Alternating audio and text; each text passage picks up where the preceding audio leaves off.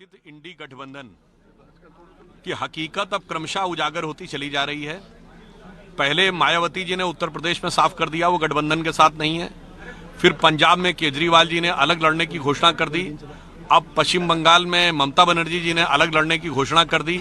और बिहार में जो कुछ हो रहा है इसका जवाब तो उन्हीं से पूछा जाए तो ज्यादा बेहतर होगा। इसलिए इस गठबंधन के लिए जो इस समय हालात हैं उस पर मैं सिर्फ ये कहना चाहूंगा कि अब जो कुछ ढका छुपा था वो अब साझे की हंडिया चौराहे पे फूटती हुई नजर आ रही। तो इनको एक पंक्ति में कहना चाहूंगा कि अब जो चेहरे से ही जाहिर है छुपाएं कैसे, ये इंडी गठबंधन के लिए है कि अब जो चेहरे से ही जाहिर है छुपाएं कैसे, तेरी मर्जी के मुताबिक नजर आए कैसे, घर सजाने का तसव्वुर हुआ बात की बात, अब तो मुश्किल है कि इस घर की हकीकत को छुपाएं कैसे।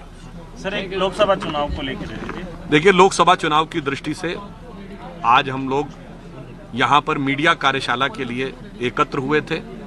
आपने देखा कि राजस्थान की जनता ने हमें आशीर्वाद दिया और हम दोबारा यहाँ पर सरकार बनाने में, पुनः सरकार में आने में सफल रहे। और अब मोदी जी के नेतृत्व में 400 की मेजॉरिटी का हमारा टारगेट है।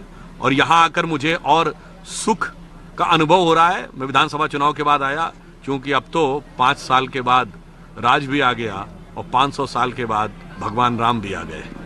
तो मुझे लगता है कि अब भारत के सांस्कृतिक गौरव की प्राण प्रतिष्ठा हुई है।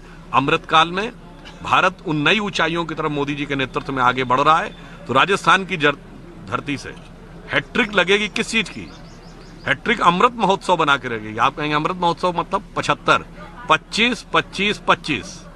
हमने, हमारे गठबंधन ने पूरे 25 जीते थे, उससे पहले 25। तो इस बार हम 25 की हैट्रिक यहां से लगाने में सफल होंगे। लेकिन भाई साहब, जिस तरीके से विधानसभा चुनाव में नया फॉर्मूला यूज किया गया था सांसदों को उतार के, क्या लोकसभा चुनाव के अंदर भी इस तरीके? देखिए, हमारा केंद्रीय नेतृत्व बहुत ही कुशलता के साथ, बहुत गहनता के साथ विषय पे विचार करके रणनीति तय करते हैं। और आपने देखा है कि अभी तक जितने भी निर्णय लिए हैं विगत 10 वर्षों में, भारतीय जनता पार्टी अपने इतिहास के अब तक के सर्वश्रेष्ठ स्थिति में और भारत अपने इतिहास की सबसे बेहतर स्थिति में है। तो सत्ता और संगठन दोनों में एक नई ऊंचाइयों की तरफ भारत आगे बढ़ रहा है। इसलिए आप आश्वस्त रहिए कि मैं कह सकता हूं कि अरुण गगन पर महाप्रगति का अब ये मंगल गान उठा, क्योंकि जिस प्रगति की ओर मोदी जी ले आ रहे हैं, करवट बदला अंगड़ाई ली, सोया हिंदुस्तान उठा और उसी के साथ कदम मिलाते अब ये राजस्थान उठा।